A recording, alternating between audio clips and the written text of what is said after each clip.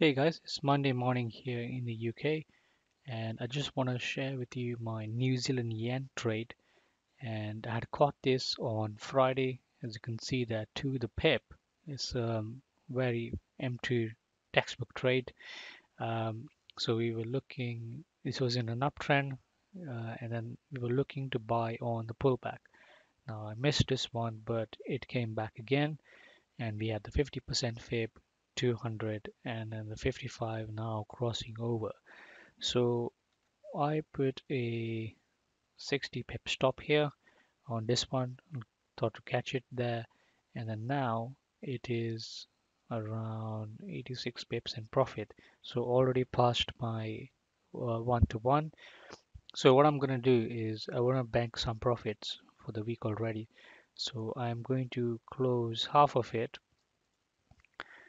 and that would be 0.25, and close half of the profits. And what I'm going to do then is also move my stop um, below the 55 there. So now I am only risking 21 pips. And even if I lose that, I would have made the profits already on that one. And let's see how this one goes. Now there's a lot of room for it. If you look at the back, yes, this is an area of resistance.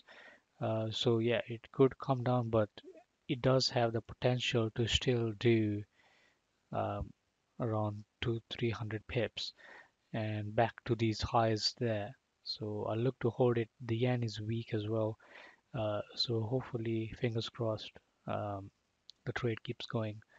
But anyway, I've taken some profits, and I'll keep you all updated on other trades during the week. Thank you.